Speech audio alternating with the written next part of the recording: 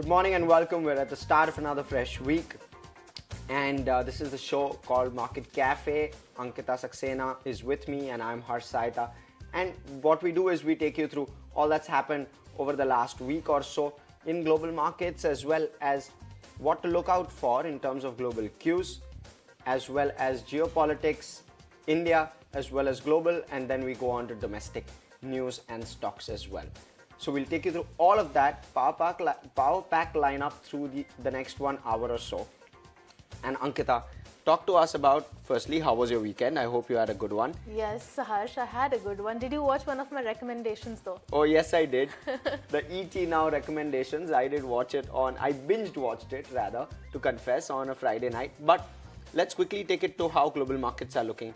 Harsh, global markets are pretty confused at this juncture. US markets closed mixed on Friday as stubbornly high inflation and a rebound in rates continued to weigh on the investor sentiment.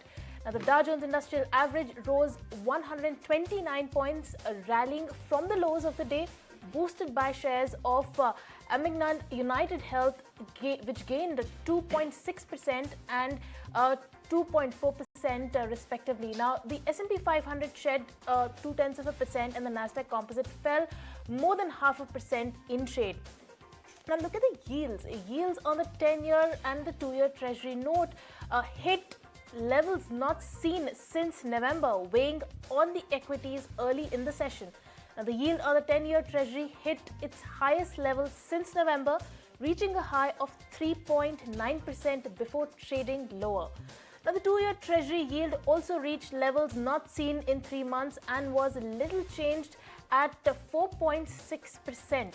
Now, as inflation remains stubbornly high, on Friday, the Federal Reserve Governor Michelle Bowman said that there's a long way to go before the central bank reaches its target of a 2% inflation. So the investor sentiments are pretty dampened by the commentary that's coming in continuously from the Fed. European markets, however, closed slightly lower on Friday. The Pan-European Stock 600 index provisionally ended the session down 0.2%.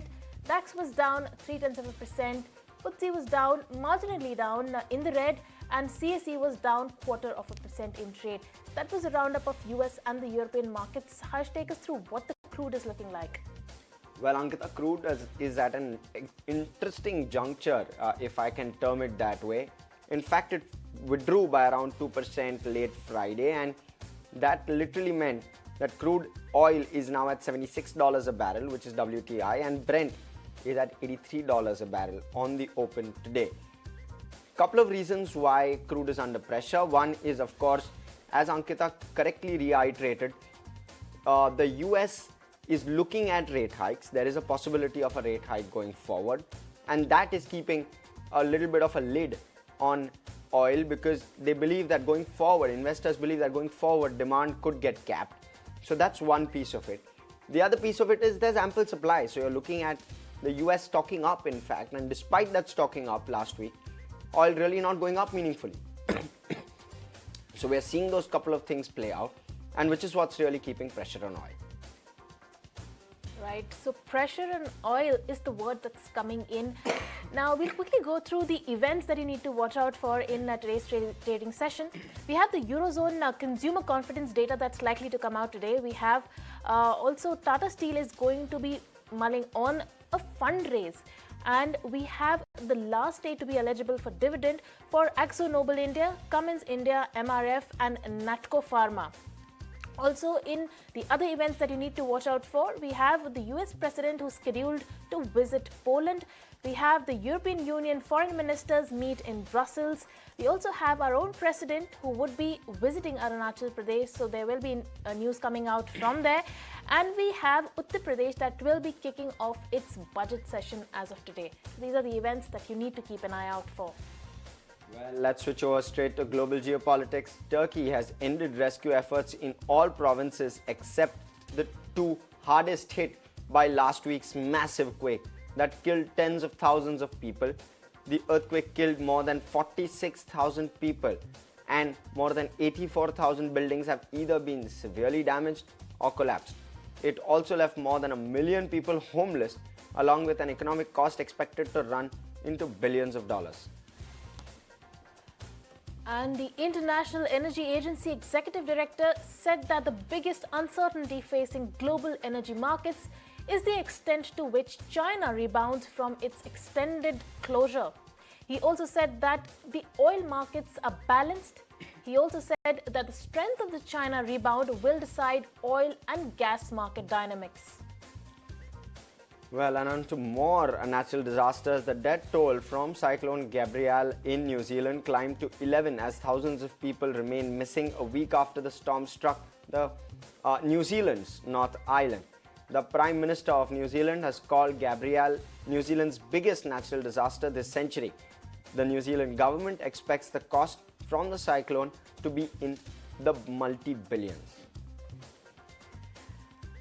And North Korea fired 2 more ballistic missiles off its east coast. The launches come just 2 days after North Korea fired an intercontinental ballistic missile into the sea off Japan's west coast. This prompted the United States to hold joint air exercises with South Korea and separately with Japan. Well, and meanwhile, Twitter has announced that it will only allow paid subscribers to use text messages as a two-factor authentication method to secure their accounts. As per a statement issued by Twitter, starting 20th of March 2023, only Twitter Blue subscribers will be able to use text messages as their two-factor authentication method. Let's go across to my colleague, Sumita Karir, who has more details on this particular piece. This news comes just yesterday when Twitter India shut down 2 of its offices in Delhi, NCR, and Mumbai, which is the financial capital of India, and they only have the Bangalore office open as of now. And now this news coming in again that only paid subscribers will be able to use text messages as a two-factor authentication method to secure their accounts. This, of course, has been tweeted by Twitter support officially, and they've also written a blog post. So they have written that after March 20th, only Twitter Blue subscribers will be able to use text messages as a two-factor authentication method. So basically, one of the ways to monetize was Twitter Blue, and now the two-factor authentication is also chargeable for users. Now, two-factor authentication, what is it? That's meant to make accounts more secure. It requires an account holder to use a second authentication method in addition to a password. And of course, there are multiple ways to sort of authenticate an account via text message, authentication app, and a security key. Now, the company, Twitter, of course, says that it is bringing this measure in because there are too many bad actors.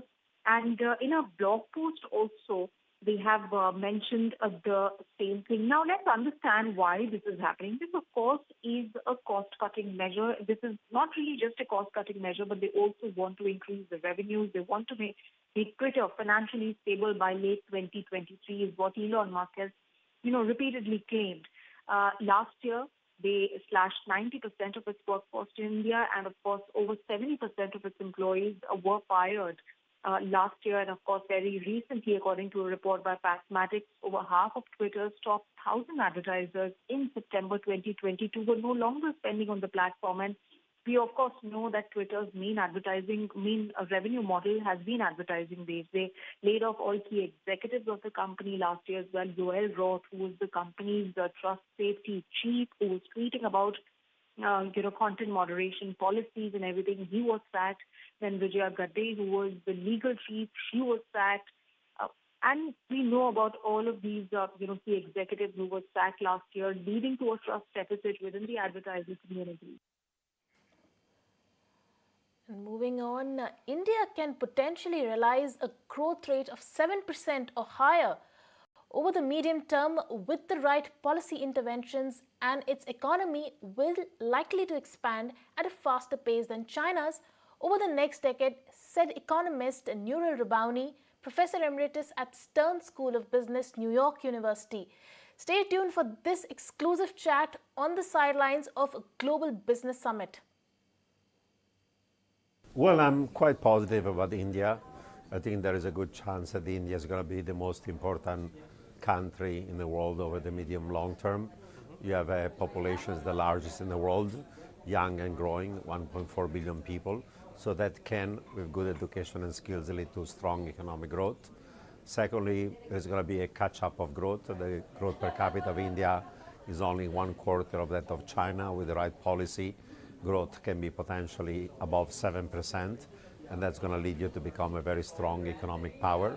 And finally, the country is also going to become a major geopolitical power, both in Asia and globally, given its size, its role, and the fact that, you need a strong power to manage the relation also with a rising China.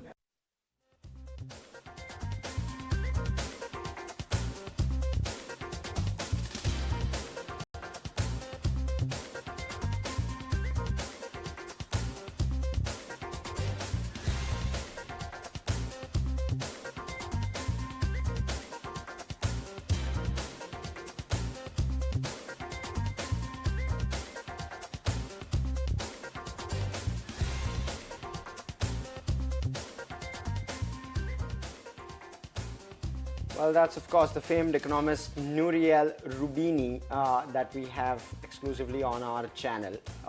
But with that, we'll slip into a short break. More on the domestic front on the other side. Stay tuned.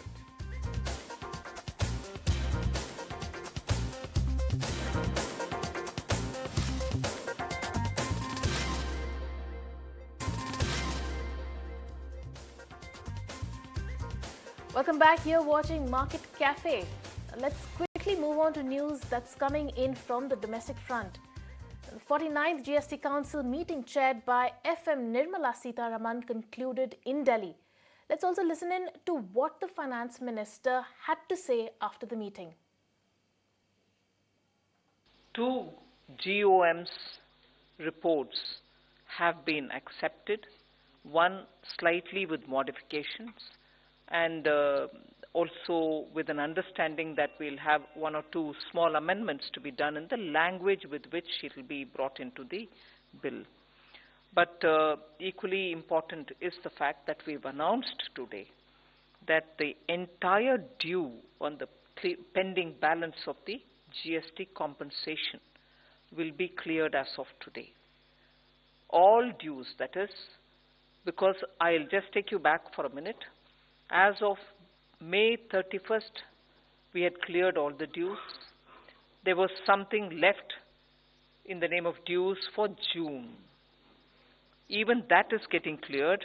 In other words, the entire pending balance of the GST compensation, which is to a total of 16,982 crores for June, that is, will be cleared. And although this amount is not really available in the compensation fund as of today, we have decided to release this amount from our own resources, and the same amount will be recouped from the future compensation cess collection. So the amount is not with us, but we are still giving it with our own resources, and the total which is being given out is 16,982 crores.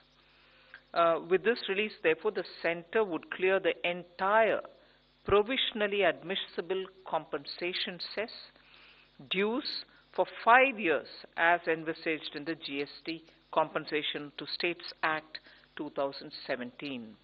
In addition, of course, Centre would also clear the admissible final GST compensation to those states who have provided the revenue figures as certified by the Accountant General of the states, and that amounts to 16,524 crores, 16,524 crores.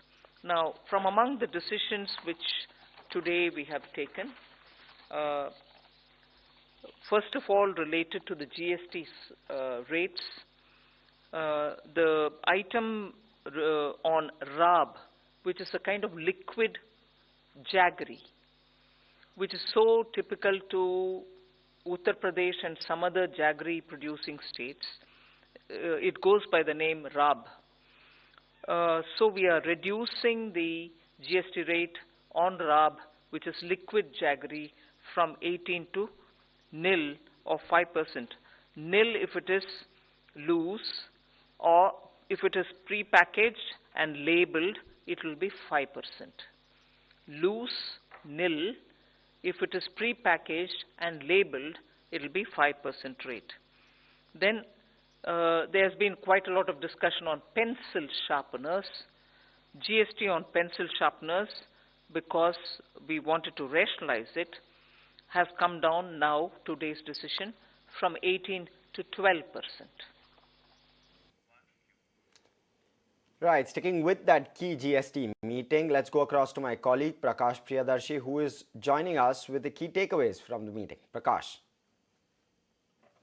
Yes, it was an important meeting of the GST Council. Let me begin with the good news for the state government. The GST Council has decided to clear entire GST compensation amount of rupees 16,982 crore for the month of June last year. When it comes to tax relief under GST Council has decided to reduce GST rates on sugarcane rab to 0% from existing 18% in case of loose item and 5% in case of a pre-packaged item.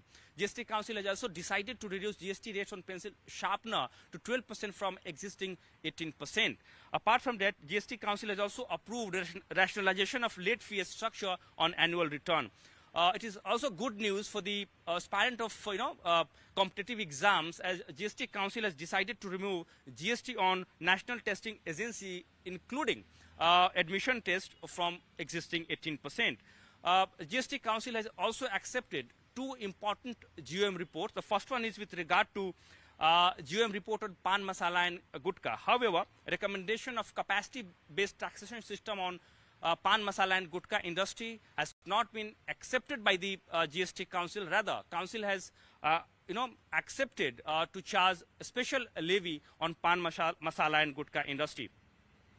When it comes to GOM report on GST appellate tribunal, Council has given in principle approval to the GOM report, but with some condition. There will be changes, and that changes could be on part of language modification.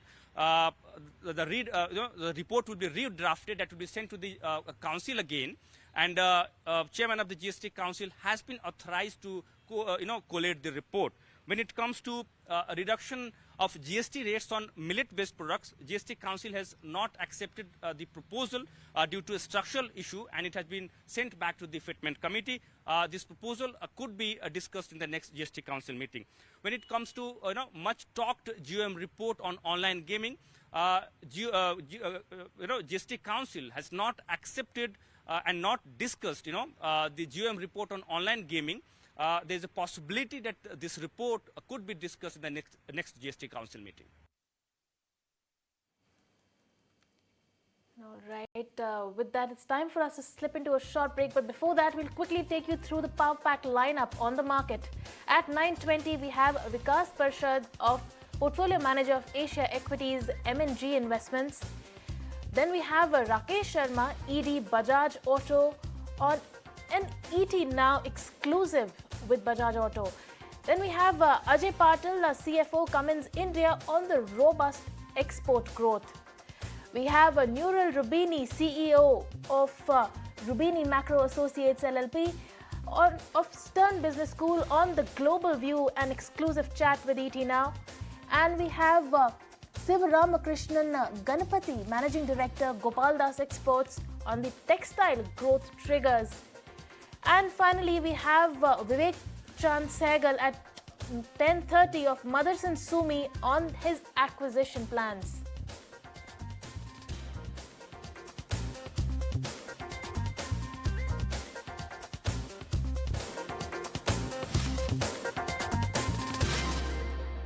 Right, we'll switch over. On day one of ET Business Summit, Prime Minister Narendra Modi highlighted India's efforts for development and also mentioned how the government is committed to reimagine the growth of the nation. Listen in. आजादी के 7 दशक के बाद भी हमारे देश में सिर्फ 30 मिलियन यानी 3 करोड़ रूरल हाउस होल्ड के पास टैप कनेक्शन था। 160 मिलियन रूरल हाउस होल्ड यानी 16 करोड़ परिवार इससे वंचित थे। हमने बड़ी बड़ी बातों के बजाय 80 मिलियन यानी 8 करोड़ नए टैप कनेक्शन सिर्फ 3.5 वर्षों में दे दिए हैं। ये है री इमेजिनेशन का कमाल।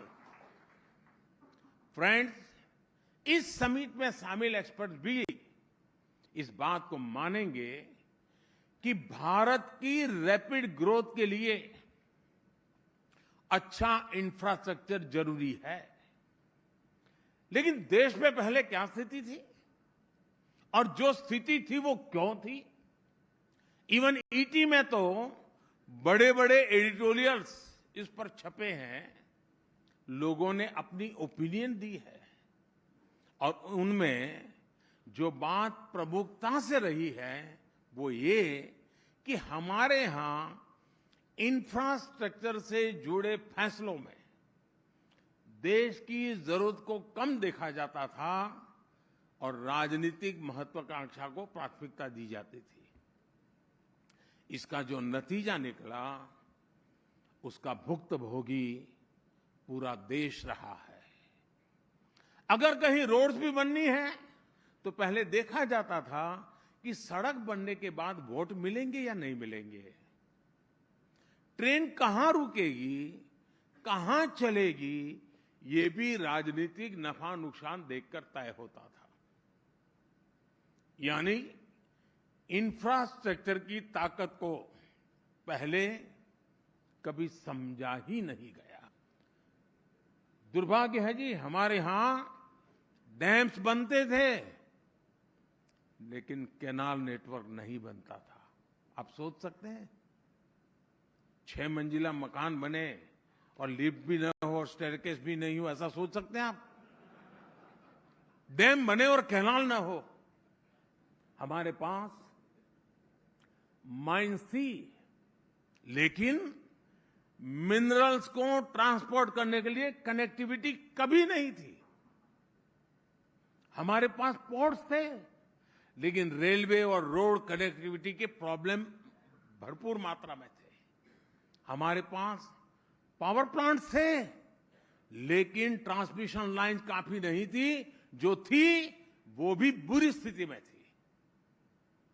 साथियों, हमने इंफ्रास्ट्रक्चर को साइलोज में देखने की प्रैक्टिस को बंद करके किया और इंफ्रास्ट्रक्चर के निर्माण को एक ग्रैंड स्ट्रेटेजी के रूप में रीइमेजिन किया। आज भारत में 38 kilometers. And well, that was the Prime Minister at the GBS summit. And with that, it's time for us to quickly slip into a short break. You don't go anywhere. There's lots more news coming up on the other side.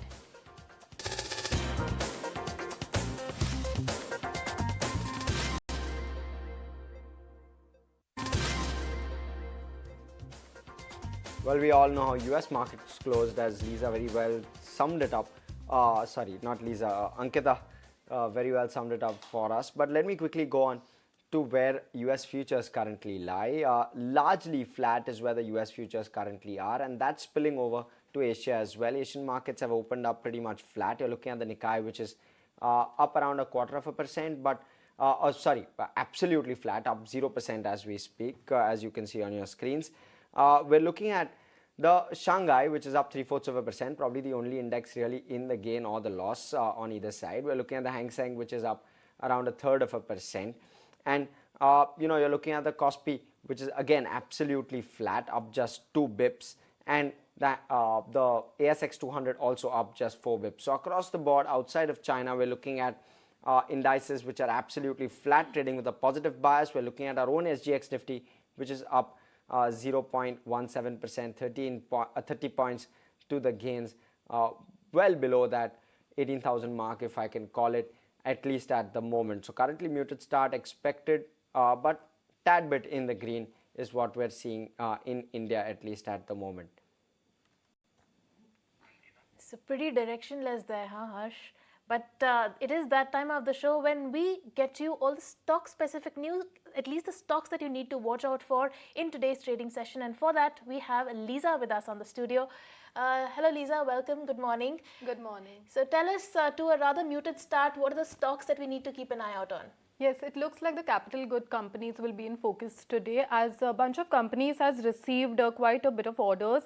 Starting with KC International, they have received a huge order of around 3,023 crore, and out of which 2,000 crore is the single biggest order that they have won till date. Moving on to Dilip Buildcon, in its joint venture with Skyway Infra Projects, they have emerged as the lowest bidder, and the project worth is worth around 1,900 odd crore. Penar Industries has also bagged orders worth rupees 851 crore. Power Grid has been declared as the successful bidder under tariff-based competitive bidding, and they have won projects on the build, own, operate and transfer basis, and RITES has also won order of around 76 crore. HUL has entered into a definitive agreement to divest their Annapurna and Captain Cook brand under the Atta and Salt category, and the buyers are Uma Global and Uma Consumer Products, which are nominees of CSAW Agbatar, which is a Singapore-based company, and the consideration is worth around 60 crore. Cipla has received 8 inspectional observations from a US FDA inspection, and that is at the Pitambur facilities. And lastly, Sun Pharma will be buying a minority stake in medical device companies, and it will acquire around 27% stake in Remedio Innovative for rupees 150 crore, and that will be on cash basis, and also 26% in Agatha Software for rupees 30 crore. So these are the companies that will be on investors' radar for today. Thanks a lot for that, Lisa. I'll quickly shift it to Vamakshi. NMDC Steel is the name we're really looking at. All set to be listed on bourses today, Vamakshi. Analysts believe the stock could get listed at 30 bucks. And Vamakshi, give us more details on that. Well, absolutely. NMDC Steel is expected to get listed on the exchanges today, and this listing is coming pursuant to the demerger from NMDC Limited, an approval for which had come back in October 2022. Now, this was already reflected in the share price when NMDC started trading exit steel business on 27th October 2022, wherein we saw that the stock price fell by nearly 30 per share. Now, something about NMDC Steel, well, it has an integrated steel plant in Chhattisgarh with a greenfield capacity of nearly 3 MTPA. Now, NMDC Iron and Steel plant is also under construction and is likely to be commissioned by March 2023, on which the total capex on the steel plant could be around 22,000 crores is what the company has estimated. Now, in terms of valuation, analysts believe that the stock could get listed around 30 rupees per share. The stock is expected to trade at 0.4 to 0.6 times its price to book value, and the book value of the share is estimated to be around 58 per share. Now, another important factor which could be a key trigger for the stock going ahead is the fact that Government of India has sought bids in order to sell nearly 50.8% stake in NMDC Steel. Now, the government currently holds nearly 60.8% stake, and in fact they believe that the management control is also to be transferred to the buyer. Multiple EOIs have already been received for the strategic divestment of NMDC Steel. That is what an official statement from Deepam is saying, and clarity on this stake sale could also be a key trigger for the stock. So as of now, NMDC Steel will be in focus on the back of their listing today. And well, brokerage firms Credit Suisse and Morgan Stanley have shared their note on the Q3 earnings. Now, Credit Suisse is overweight on the sectors valued fairly with high growth, while Morgan Stanley sees FY24 Sensex earnings growth at 18%. Vamakshi is joining us again with more details on this one. Over to you, Vamakshi. Well, absolutely. Let's first look at the note that has come in from Riddham Desai of Morgan Stanley. Now, he is commenting on the quarter that has just gone by. In fact, he believes that overall the earnings were quite robust. They were higher than what they were working with, but that came in despite weaker margins. In fact, they believe that broader market earnings outperformed, and India's earnings cycle is intact as per Morgan Stanley. In fact, they believe that the numbers were better than expected, and this is a better better than an expected end to a tricky quarter. Consumer discretionary as well as financials led the charge, and Morgan Stanley analyst as well as consensus forecasting is forecasting the FY24 Sensex earnings growth of nearly 18% and 20% respectively. Apart from that, we also have a note that has come in from Neelkant Mishra of Credit Suisse. Now he's saying that despite weak commentary on consumer demand, FY25 estimates are still intact. Strong sales were witnessed in Q3, and we also saw EBIT growth except in oils, metals in the third quarter. Now quarter 3 did see mild cuts due to and on the back of that we also saw that FY24 as well as FY23 as consensus EPS saw mild cuts, but FY25 estimates, if we look at them, have been largely unchanged. Market PA is now close to the 10-year mean, and it is in fact the premium to the world is also lower. Apart from that, they're overweight on sectors that are fairly valued with high EPS growth. Financials like SBI, ICICI Bank, Telecom and Cement are some of the key overweights for Neelkant Mishra of Credit Suisse. Well, thanks for a roundup on all of that, Vamakshi. We'll quickly switch it over though. We have Sharad with us. Welcome, Sharad. Good morning. So you're going to talk to us about the Nifty reject. Nothing much expected on the Nifty 50 front or the Nifty Bank or the Nifty IT index. Talk to us about what else can we expect in terms of a reject and where should we expect inflows? Well, yes, for the month of March itself, if you see, there has been a status quo. You have rightly pointed out the Nifty index, and also this goes for Nifty Bank as well as your Nifty IT index. But now looking at the total numbers, of course, do remember that the adjustment date is March 29th. And the effective date comes in is March 31st. Now, the key inflows, it's as expected, was for Varun Beverages, Page Industries, Canara Bank, ABB, India, where the expected inflows is expected to come in between the range of almost $20 to $35 million. Of course, the average daily volumes are also expected to gyrate between 1.5 to 2.7 times. And also in making it to the list is Adani Wilmar, where an expected inflow of almost $9 million is expected. Now, first we talked about the inflows. Now, let's talk about the outflows. And out here, the stocks include Emphasis, Bandhan Bank, Biocon, Gland Pharma. Between 11 to $23 million of outflow is expected, and also the new age tech company Paytm. Over here also we are expecting an outflow of $8 million. Well, thank you for that roundup, Sharad. But there's another index that's going to go into a rejig, and that's the FTSE. So tell us, what are going to be the inclusions, what are going to be the exclusions? Well, yes, and today do remember that the important thing is the changes are effective from today itself, and some important inclusions and exclusions are there. But first, let me point out the global large cap index, which is one of the key indexes to track for. And this surprisingly, Kotak Mahindra Bank has made its debut after 9 years. Apart from that, big names such as ACC, Canara Bank, IDBI Bank, Yes Bank, and even GSPL and Indian Hotels make it to the list. Now, there are certain exclusions also coming in from Global Large Cap Index, which includes Paytm, Biocon, Godrej Properties, and even Jubilant FoodWorks. Now, looking at the broader indices, now let's have a look at key inclusions from the Global Mid Cap Indices, and we have APL Apollo Tubes, Patanjali Foods, and even Vedant Fashions. While inclusions in the Small Cap Index, we can expect Alcargo Logistics, Craftsman Automation, Kalyan Jewelers, and stocks such as Triveni Turbine, which would be included. Now, important commentary also coming in on Adani Group as well, and they have stated two important things. They intend to proceed with the scheduled index review for the changes for the Adani Group, and they'll continue to monitor the situation as it continues. And do remember, out of all the indices apart from NDTV, all other Adani Group stocks are in the FTSE indices. Well, thanks so much for that, Sharad, for both those roundups, both on the FTSE front as well as on the Nifty front. But let's quickly switch it over. You know, we have Prateek Agarwal, Executive Director, Business and Investment Strategy at Motilal Oswal, who states that India's growth story is no longer purely a consumption-driven story. Let's look at what sectors he's looking at and he's bullish on. Manufacturing capex will be a probably stronger engine of growth over the next few years. I mean, ultimately, people are talking of manufacturing as a percentage of GDP expanding. So, and it is shown in this quarter number as well. Practically, the whole of the capital goods pack has delivered very strong numbers. And people are talking of strength continuing deeper into the future as well.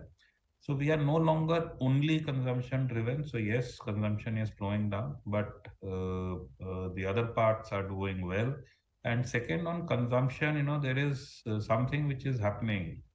We understand this has been a K-shaped recovery. So one section has done very well, the other section has not. Now the section that has done very well was probably, ordering food at home before, and now is maybe going out and having food. The same guys can't do both. Apex, we spoke on that, so that continues. Defense, if you see as part of capex, I think that story continues. Banks, versus earlier when people thought we are at peak numbers and it's a one quarter thing, and then we will see lower margins, higher credit cost, etc. Now I think banks are saying that the peak is probably 2-3 quarters away. So that space has corrected a bit, should be more investable to my mind. And well, India is set to welcome more wildcats into its territory. 12 cheetahs will arrive today from South Africa on Indian Air Force's C-17 Globemaster. The cheetahs will be released in Kuno National Park, Madhya Pradesh. Now, Kuno earlier received 8 cheetahs, 3 male and 5 female, from Namibia on Prime Minister Narendra Modi's birthday on the September 17th. And moving on, Meta is rolling out a new paid verification subscription service called Meta Verified. CEO Mark Zuckerberg announced in an Instagram update. Now, for $11 a month on the web, users on Meta's Instagram and Facebook platforms will be able to submit their government ID and get a blue verification badge. Well, and heavy rains in coastal areas of Brazil's southeast coast have caused flooding and landslides that killed at least 24 people and dislodged hundreds of others. Rescue workers continue to look for victims. And Ukraine's President Zelensky said that Ukraine would maintain its months-long defense of the eastern city of Bakhmut, mindful of the price paid in human lives. Bakhmut had a pre-war population of 70,000, but now Ukrainian officials estimate fewer than 5,000 civilians remain. Well, with that, we're completely out of time on this show. You don't go anywhere. There's lots more coming up on the market. Thank you so much for tuning in.